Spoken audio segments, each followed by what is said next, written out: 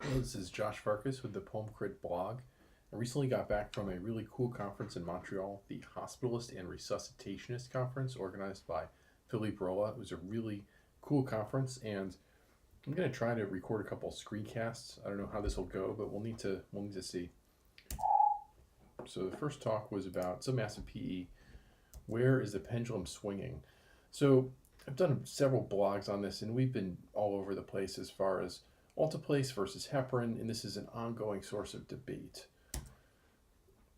I think a couple years ago, with the publication of the Moppet trial and a top coat trial, there was a sentiment that if we gave patients with submassive PE reduced dose thrombolysis, like 50 milligrams of alteplase, we could improve their long-term functional outcomes. So rather than the patient developing chronic thromboembolic hypertension and becoming a pulmonary cripple, they could melt away all their clot and live, long and happily ever after. And that was a really exciting idea. I subscribed to that, and a lot of other folks did as well. And unfortunately, that concept didn't really pan out. So the PITHO trial, which was a large randomized controlled trial, compared heparin versus heparin plus tenecteplase.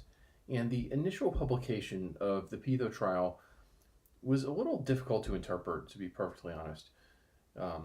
Patients who got tenecteplase had a reduced likelihood of crumping and dying, but they also, due to their pulmonary embolism, but they also had an increased risk of intracranial hemorrhage. So the risk of intracranial hemorrhage and the risk of deterioration from PE, it kind of balanced each other out. And overall, there wasn't a huge benefit from tenecteplase. Now, I did a blog on that, and it's going to be linked in the show notes. My take on that study is that combining a tenecteplase bolus and a heparin bolus together is a terrible, terrible idea and should never be done.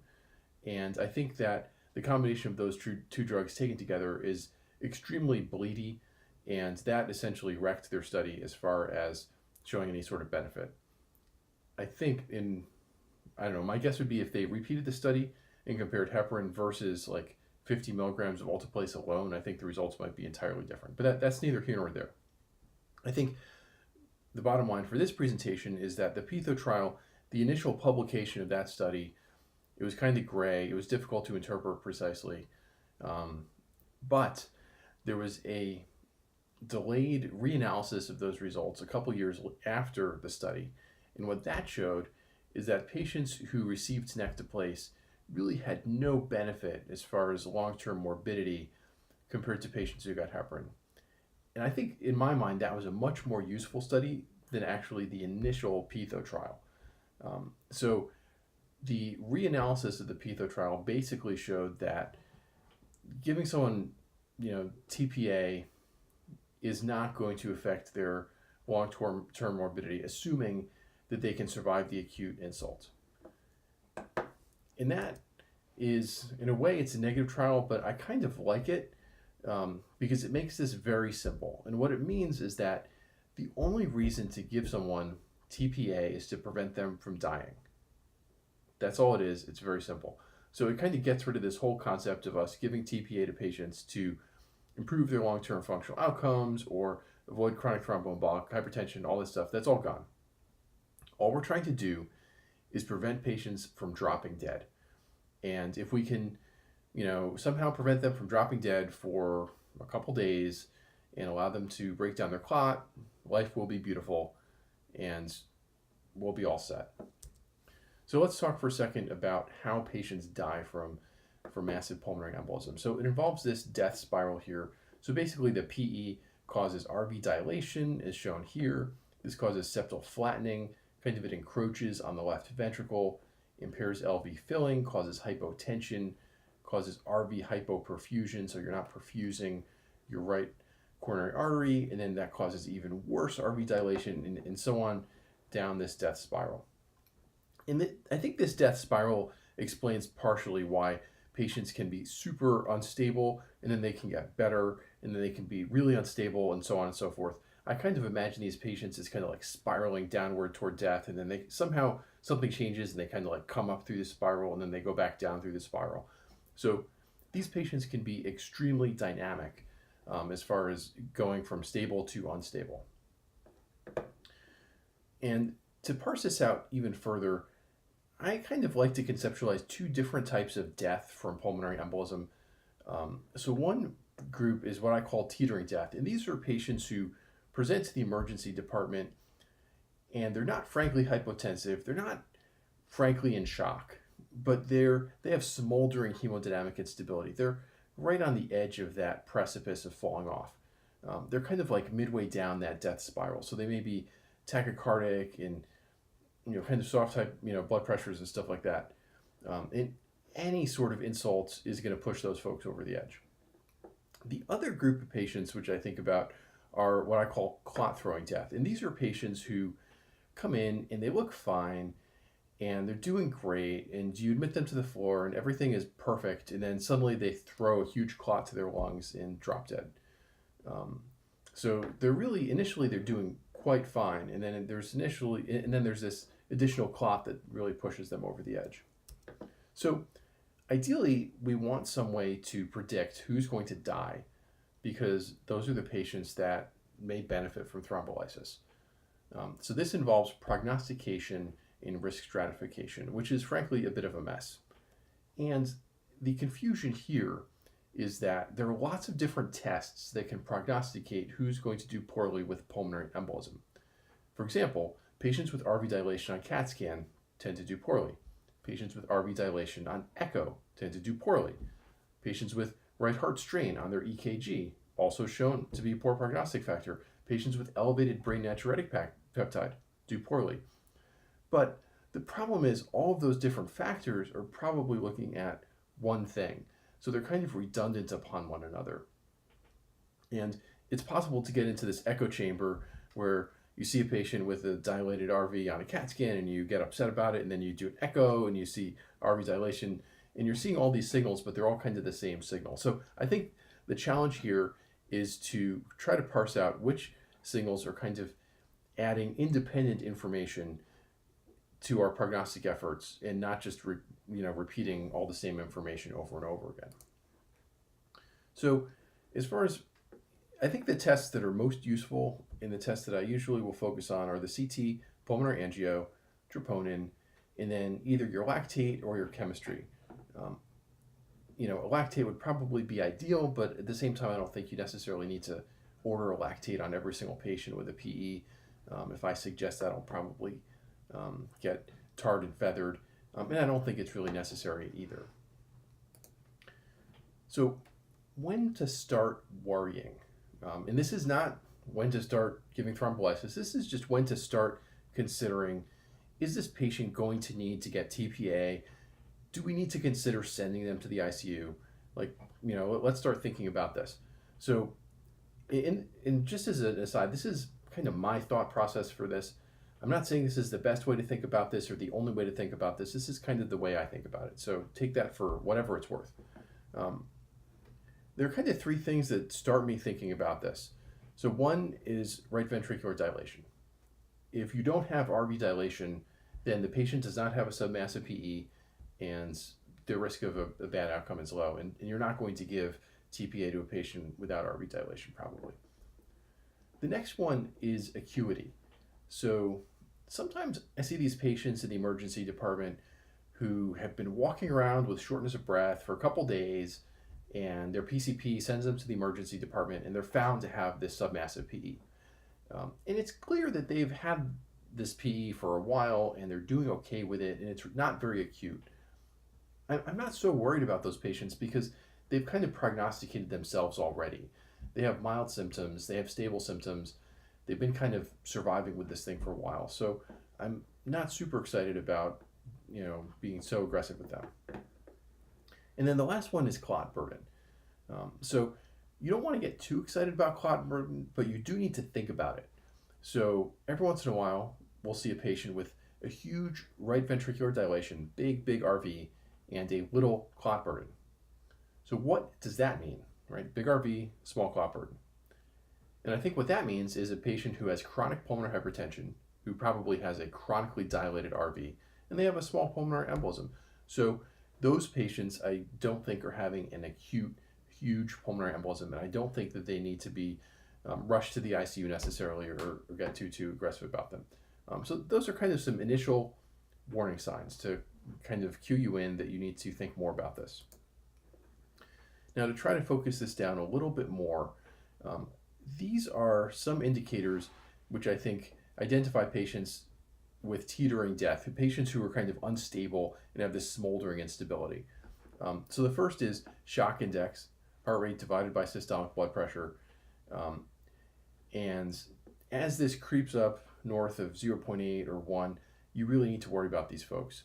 So they may not have frank shock, so their blood pressure may be 100, 105, 110 systolic, but they're tachycardic, their hemodynamic system is stressed, and this is a predictor they may decompensate. The second one is syncope or pre syncope. This I find to be very worrisome. These are patients who are living right at the edge of their hemodynamic reserve. So, something as simple as walking across the room is going to cause them to, essentially go into a state of shock and syncopize. So these are patients with no reserve who I think are at higher risk of deterioration.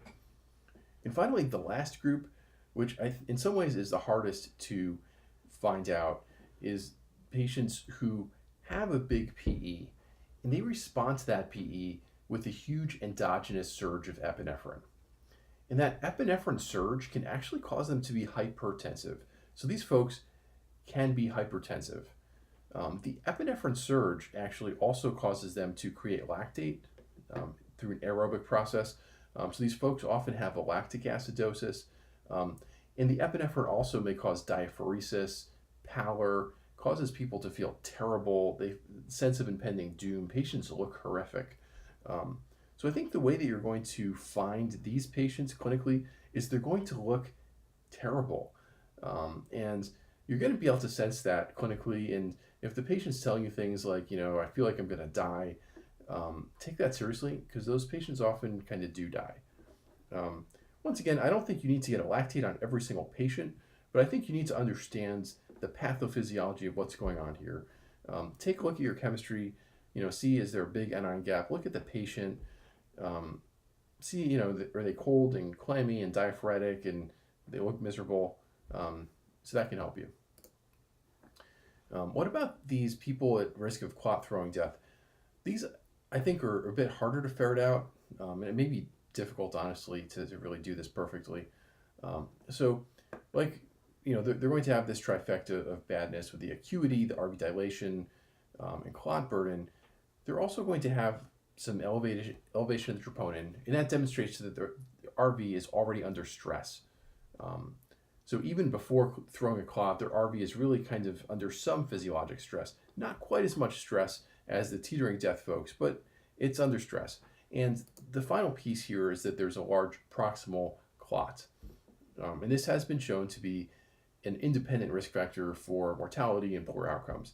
So basically, the constellation here is someone with RV dilation, RV strain, troponin elevation. So they don't have a lot of room for additional clot, and then there's this big clot hanging out, waiting to embolize.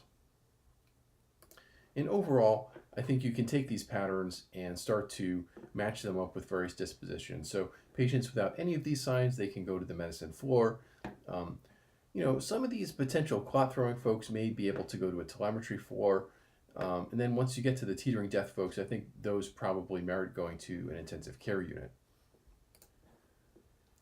For any patient where you're worried that they may decompensate, personally, I would avoid enoxaparin. I prefer heparin for these folks. That gives you a lot more flexibility if you decide that you want to do a procedure or catheter-directed thrombolysis or TPA. If they're on heparin, it may help you be able to stop the heparin and kind of design some sort of specific plan. And of course, some of these folks may warrant TPA up front. And TPA is an interesting issue here. It seems like our dose of TPA keeps on decreasing over time, and we're trying to slowly figure out how low we can go with the TPA. So traditionally, the dose of TPA for PE was 100 milligrams, and that was kind of arbitrary. I think it was just because it was like a round number. And studies have shown that 50 milligrams of alteplase really does essentially the same thing as 100 milligrams. So I think even for someone with a massive PE, like if they're old or at risk for bleeding or stuff like that, I think it's totally reasonable to consider 50 milligrams for those folks. But then the next question arises, can we go even lower than 50 milligrams? And there are some studies, kind of small, very small studies suggesting that even like 25 milligrams systemically can have a substantial effect. And here's where things get very controversial. So in my opinion, catheter-directed thrombolysis is largely a hoax. And I hope I don't get into too much trouble over this. But there's a lot of studies out there showing that they compare anticoagulation with heparin versus catheter-directed thrombolysis delivering about 25 milligrams of TPA. And the patients who get catheter-directed thrombolysis have much faster drops in their pulmonary pressure and do better by a variety of metrics. And the question here is, are they doing better because of the 25 milligrams of TPA or because of the catheter? In my personal bias is that is really due to the 25 milligrams of TPA. It has nothing to do with the catheter. If you give 25 milligrams of TPA peripherally, all of those molecules of TPA are going to go to the lung. And when you look at patients with PE, most of them have emboli scattered all over the place. So it's not as if the catheters are really targeting this TPA directly to the clot most of the time. So I think you could probably get a lot of the benefit, or maybe all of the benefit, from catheter-directed thrombolysis simply by giving the same dose of TPA peripherally, which would be cheaper, easier, and logistically much more feasible. And I have done this on a handful of patients in situations where we couldn't really mobilize catheter-directed thrombolysis, or for various other reasons. And this is a very simple protocol where basically you're giving 1 milligram of alteplase per hour peripherally and a little bit of heparin. And this is essentially patterned after similar protocols used for catheter-directed thrombolysis. So you're giving the exact same dose of TPA and heparin peripherally that you would otherwise give through a catheter. And I think that this can be a reasonable option for some of these folks who are really on the borderline of heparin versus alteplase, and you kind of want to do something to, break up the clot a little bit and reduce their likelihood of, decompensating, but you don't necessarily want to be too aggressive. This dose of alteplase has been shown in many, many, many papers to be pretty safe. This is the same dose that's used in catheter-directed thrombolysis for DVT, which is a procedure which is widely accepted and used a lot more, or historically has been used a lot, and there's good evidence that that's pretty safe. So I think this is a reasonable kind of tweener option with, the admission that there's not a ton of evidence behind it. But once again, this type of intermediate approach could be congruent with our strategy here, which is that all we're trying to do is prevent people from dying. So we're not necessarily trying to normalize their pulmonary pressure or normalize their angiogram. All I want to do is drop their pulmonary pressures just enough so that they don't drop dead. So, if someone comes in with a PA systolic pressure of 45, or, mean pulmonary pressure of like 45, and I can drop it to 35, that may be all that's necessary to prevent them from decompensating. So here's kind of the summary slide. We're really trying to sort out patients who are at risk of cardiac arrest. Your massive patients, you're probably going to give them some dose of alteplase if they're low or moderate risk from bleeding. These are your kind of teetering death folks, your hemodynamically unstable submassive patients, and you can consider various TPA regimens for them perhaps. And for submassive patients at risk of further emboli, these patients are kind of tricky to know exactly what to do with. And this is just a general rubric. Certainly if your hospital has a PERT team, talk to them and so on and so forth. But I think it's useful to have some sort of an organizational structure. All right, thank you.